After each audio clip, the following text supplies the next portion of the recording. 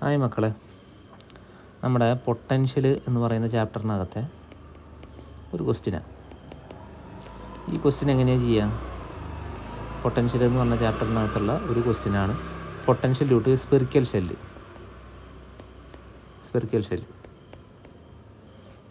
Okay, അപ്പോൾ ഇതൊരു question നിങ്ങൾ നോക്കിയേ. A sphere of radius 6 radius ഉള്ളൊരു സ്പിയർ 2r ഇന്നർ റേഡിയസ് ഉള്ളതും 3r ഔട്ടർ റേഡിയസ് ഉള്ളതുമായിട്ടുള്ള ഒരു സ്പിയറിൻ്റെ അകത്ത് കൊണ്ടുവച്ചു. ആ സ്പിയറിൻ്റെ സർഫസിൽ എത്ര ചാർജ് ഉണ്ട്? 10Q എന്ന് പറയുന്ന ചാർജ് ഉണ്ട്. അങ്ങനെയെങ്കിൽ അകത്തുള്ളതിനെ എർത്തുമായിട്ട് കണക്ട് ചെയ്ത് കഴിഞ്ഞാൽ, ഡയറക്റ്റ് എർത്തുമായിട്ട് കണക്ട് ചെയ്ത് കഴിഞ്ഞാൽ ഇതിനകത്ത് എത്ര ചാർജ് ഉണ്ടാകുന്നു?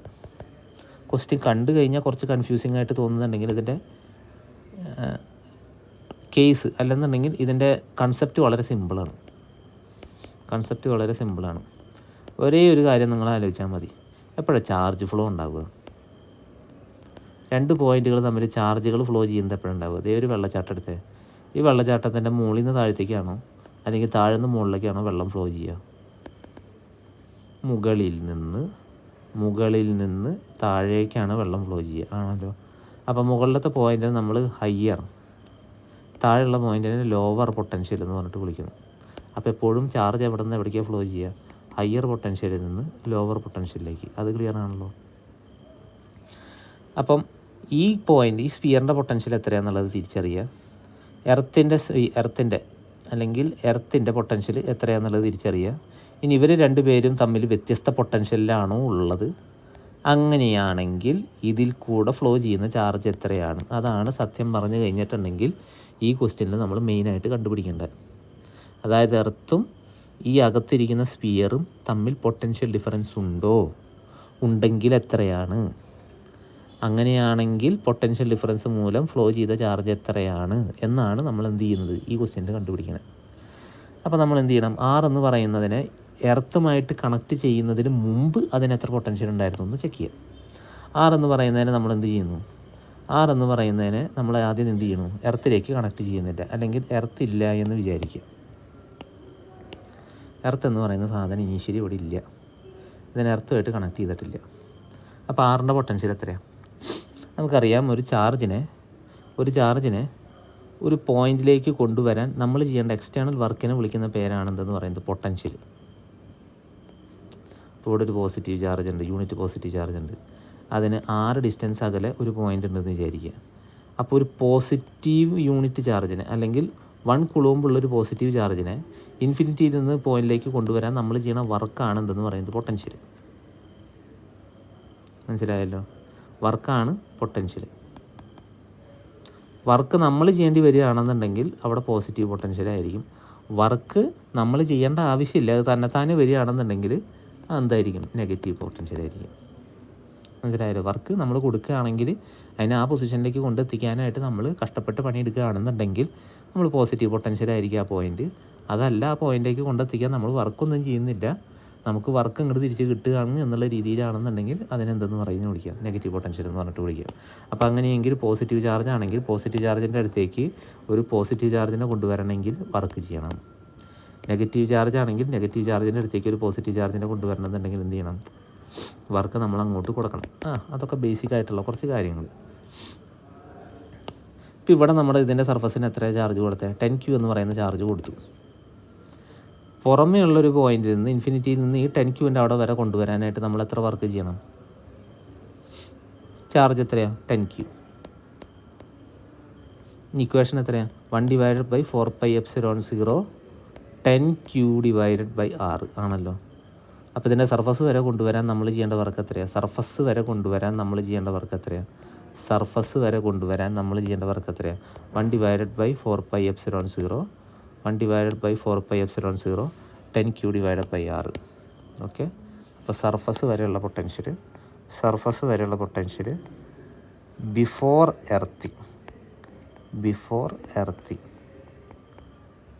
എർത്തിങ് ചെയ്യുന്നതിനെക്കാട്ടും മുമ്പ് സർഫസ് വരെയുള്ള പൊട്ടൻഷ്യൽ എത്രയാണ്? 1/4πε0 Q / 3R. ഇനി ഇവിടെ വരെ നമ്മൾ കൊണ്ടുവന്നു. ഇനി ഇതിനകത്തോട്ട് കൊണ്ടുപോകണമെന്നുണ്ടെങ്കിൽ നമ്മൾ പിന്നെയും വർക്ക് ചെയ്യേണ്ട ആവശ്യമുണ്ടോ? ഇല്ല. അകത്ത് ചാർജ് ഇല്ലല്ലോ, അകത്തൊന്നുമില്ല, ചാർജില്ല. അപ്പോൾ ഇതിൻ്റെ അകത്തേക്ക് കൊണ്ടുവരാൻ നമ്മൾ എക്സ്ട്രാ വർക്ക് ചെയ്യണ്ട, വേണ്ട. അപ്പോൾ ഇൻഫിനിറ്റിയിൽ നിന്നൊരു ചാർജിനെ ഇവിടെ വരെ കൊണ്ടെത്തിക്കാൻ നമ്മൾ എത്ര വർക്ക് ചെയ്യണമെന്ന് ചോദിച്ചു കഴിഞ്ഞാൽ സർഫസ് വരെ വർക്ക് ചെയ്താൽ മതി. സർഫസ് വരെ വർക്ക് ചെയ്താൽ മതി, അകത്തേക്ക് വേറെ വർക്ക് ചെയ്യണ്ട. അപ്പോൾ ഇതിൻ്റെ സർഫസിൽ എത്രയാണോ പൊട്ടൻഷ്യൽ അത്ര തന്നെയായിരിക്കും ഇതിൻ്റെ ഉള്ളിലുണ്ടായിരിക്കുക. മനസ്സിലായോ? അതായത് ഈ പറഞ്ഞ പോസിറ്റീവ് ചാർജിനെ ഇതിൻ്റെ ഉള്ളിലേക്ക് എവിടേക്കും കൊണ്ടുവരണം എന്നുണ്ടെങ്കിൽ നമ്മൾ എന്തിന് അഗൻസ്റ്റ് വർക്ക് ചെയ്താൽ മതി? പുറമേ ഉള്ള സാധനത്തിന് അഗൻസ്റ്റ് വർക്ക് ചെയ്താൽ മതി. അപ്പോൾ പുറമേ ഉള്ള പൊട്ടൻഷ്യൽ എത്രയാണോ അത് തന്നെയായിരിക്കും അതിൻ്റെ അകത്ത് എല്ലാ ഭാഗത്തും ഉണ്ടാവുക. അപ്പോൾ ഈ ചെറിയ സ്പിയർ ഇതിനകത്തല്ലേ ഇരിക്കണേ, അപ്പോൾ അതിൻ്റെ പൊട്ടൻഷ്യൽ എത്രയായിരിക്കും? 1 divided by 4πε0 10q divided by 3r. ഇത് പോസിറ്റീവ് ചാർജ് അല്ലേ? പോസിറ്റീവ് ചാർജ് ആയതുകൊണ്ട് പോസിറ്റീവ് പൊട്ടൻഷ്യൽ അല്ലേ? അപ്പം നിലവിൽ ഇതിൻ്റെ പൊട്ടൻഷ്യൽ എത്രയാണ്? പോസിറ്റീവ്. ഇനി എർത്തിൻ്റെ പൊട്ടൻഷ്യൽ എത്രയാണ്? എർത്തിൻ്റെ പൊട്ടൻഷ്യൽ എത്രയാണ്? എർത്തിൻ്റെ പൊട്ടൻഷ്യൽ അതെത്രയാണ്? അത് 0 ആണ്. എർത്തിൻ്റെ പൊട്ടൻഷ്യൽ 0 ആണ്. അപ്പോൾ എർത്തിനെയും ഈ പറഞ്ഞ പോസിറ്റീവ് ചാർജിനെയും തമ്മിൽ കണക്ട് ചെയ്ത് കഴിഞ്ഞാൽ ഇവർ തമ്മിൽ എന്തുണ്ടാവും? കറണ്ട് ഫ്ലോ ഉണ്ടാവും. മനസ്സിലായോ? കറണ്ട് ഫ്ലോ ഉണ്ടാവും. എവിടെ നിന്ന് എവിടേക്ക് കറണ്ട് ഫ്ലോ ഉണ്ടാവും? ഇതിൽ നിന്ന്, അതായത് ഈ സ്ഫിയറിൽ നിന്ന് എർത്തിലേക്ക് കറണ്ട് ഫ്ലോ ഉണ്ടാവും. അഥവാ എർത്തിൽ നിന്ന് ഇലക്ട്രോൺസ് ഇതിലേക്ക് ഫ്ലോ ചെയ്യും, ഇതിനകത്തോട്ട് ഫ്ലോ ചെയ്യും. അങ്ങനെ ഇലക്ട്രോൺസ് ഇതിനകത്തേക്ക് ഫ്ലോ ചെയ്ത് കഴിഞ്ഞിട്ടുണ്ടെങ്കിൽ ഇതിലെന്ത് ചാർജ് ആയിരിക്കും കിട്ടുക? നെഗറ്റീവ് ചാർജ് ആയിരിക്കും കിട്ടുക. മനസ്സിലായല്ലോ? ഇതിന് ചാർജ് ഇല്ല, പക്ഷേ പൊട്ടൻഷ്യൽ എന്താ? പോസിറ്റീവാണ്. അപ്പോൾ ഇത് എർത്തുമായിട്ട് കണക്ട് ചെയ്ത് കഴിഞ്ഞിട്ടുണ്ടെങ്കിൽ എർത്തിനകത്തുള്ള എക്സസ് ആയിട്ടുള്ള ഇലക്ട്രോൺസ് ഇതിനകത്തേക്ക് കയറി വരും. മനസ്സിലായല്ലോ? ശരി. അപ്പോൾ അങ്ങനെ അതിന് കിട്ടിയ പൊട്ടൻഷ്യൽ ആഫ്റ്റർ കണക്ട് ചെയ്ത് കഴിഞ്ഞതിന് ശേഷം അതിന് കിട്ടുന്ന പൊട്ടൻഷ്യൽ എത്രയാണെന്നുള്ളത് ചെക്ക് ചെയ്യാം. നോക്കിക്കോ, ഇതിനിപ്പോൾ കിട്ടിയ ചാർജ് എത്രയാണ്? Q' ആണ്, -Q'. ഇനി ഇതിനകത്ത് വെച്ചിരിക്കുന്ന ചാർജ് നിങ്ങൾ നോക്കിയാൽ ഇതൊരു കണ്ടക്റ്റിംഗ് ഷെല്ലാണ്. അപ്പോൾ എപ്പോഴും നമ്മൾ പഠിച്ചിട്ടുണ്ട് by the principle of electromagnetic induction, എപ്പോഴും ഒരു ചാർജ് അതിൻ്റെ തൊട്ടടുത്ത് മറ്റൊരു കണ്ടക്ടറിനെ കൊണ്ടുവച്ച് കഴിഞ്ഞിട്ടുണ്ടെങ്കിൽ ഈക്വൽ ആൻഡ് ഓപ്പോസിറ്റ് നേച്ചറിലൊരു ചാർജിനെ ക്രിയേറ്റ് ചെയ്യും. അപ്പോൾ ഇവിടെ എന്ത് ചെയ്തു? Q' ഇതിൻ്റെ ഇന്നർ സർഫസിൽ ഒരു +Q' എന്ന് പറഞ്ഞ ചാർജിനെ ജനറേറ്റ് ചെയ്തു. അതെന്താ? ഇവിടെയുള്ള ഇലക്ട്രോൺസിനെ റിപ്പൽ ചെയ്യിച്ചിട്ടാണ് അത് ക്രിയേറ്റ് ചെയ്തത്. അപ്പോൾ ഇവിടെയുള്ള ഇലക്ട്രോൺസ് എവിടേക്ക് പോകും? സർഫസിലേക്ക് പോകും. ഇവിടെയുള്ള ഇലക്ട്രോൺസ് എവിടേക്ക് പോകും? സർഫസിലേക്ക് പോകും.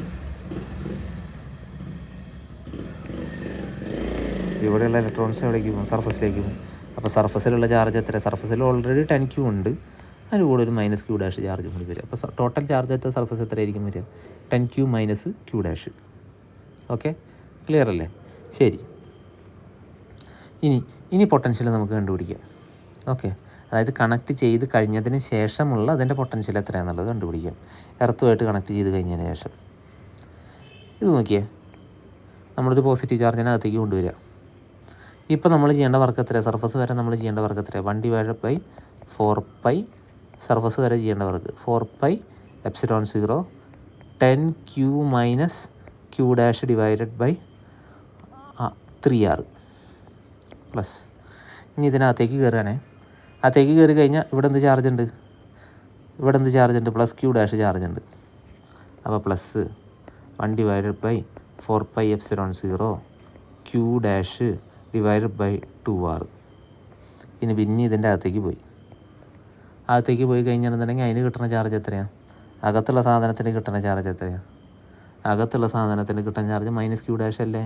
-Q' അപ്പോൾ അതെങ്ങനെയുണ്ട് എഴുതുക? 1 / 4πε0 Q' ഡിവൈഡഡ് ബൈ r.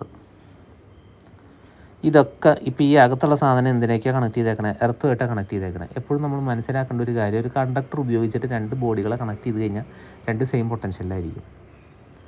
ഒരു കണ്ടക്ടർ ഉപയോഗിച്ചിട്ട് 2 സാധനങ്ങൾ ഒരുമിച്ച് കണക്ട് ചെയ്ത് കഴിഞ്ഞിട്ടുണ്ടെങ്കിൽ after certain time they will be in equilibrium. അത് മീൻസ് ഇതിൻ്റെ പൊട്ടൻഷ്യലും എന്തായിരിക്കും? സെയിം ആയിരിക്കും. അപ്പോൾ നിലവിൽ എർത്തിൻ്റെ പൊട്ടൻഷ്യൽ 0 ആണ്. അപ്പോൾ ഈ സ്ഫിയറിൻ്റെയും പൊട്ടൻഷ്യൽ എത്രയായിരിക്കും? 0 ആയിരിക്കും. അപ്പോൾ 1 / 4πε0 10q - Q' divided by 3r plus 1 divided by 4πε0 Q dash divided by QR minus 1 divided by 4πε0 Q dash divided by R equal to 0. ഇതൊരു കോമൺ ആയിട്ടുള്ള ടേംസിനൊക്കെ ക്യാൻസൽ ചെയ്ത് കളയാം. ബാക്കി എന്താ ഉള്ളത്? 10Q minus Q dash divided by 3R plus Q dash divided by 2R minus Q dash divided by R equal to 0. എല്ലാത്തിനും common term ആക്കുക. ഇവിടെ ഒരു 2 കൊണ്ട് ഗുണിക്കുക, ഇവിടെ ഒരു 3 കൊണ്ട് ഗുണിക്കുക. ഇപ്പോൾ ഇത് 6R ആയി, ഇതും 6R ആയി. 3 കൊണ്ട് ഗുണിക്കുക, ഇപ്പോൾ ഇതും 6R ആയി.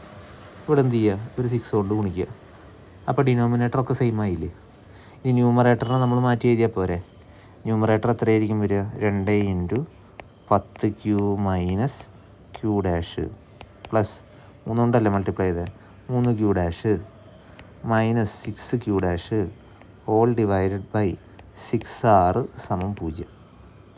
ന്യൂമറേറ്റർ 0 ആണല്ലോ, കാരണം ഡിനോമിനേറ്ററിൽ പോസിറ്റീവ് അല്ല ഒരു നമ്പറാണ്. ഡിനോമിനേറ്റർ 0 ആയി കഴിഞ്ഞിട്ടുണ്ടെങ്കിൽ ഈ ഫ്രാക്ഷന് വിലയില്ല. അപ്പോൾ പിന്നെ 0 ആവാൻ ചാൻസ് ഉള്ളത് ഏതാ? ന്യൂമറേറ്ററാണ്. അപ്പോൾ ന്യൂമറേറ്റർ എടുത്ത് കഴിഞ്ഞിട്ടുണ്ടെങ്കിൽ 2 × 10Q minus Q dash plus 3Q dash minus 6Q dash equal to 0.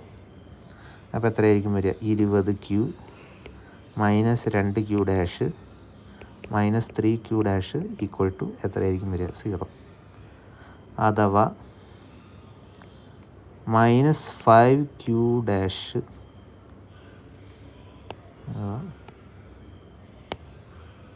20Q minus 5Q dash equal to 0.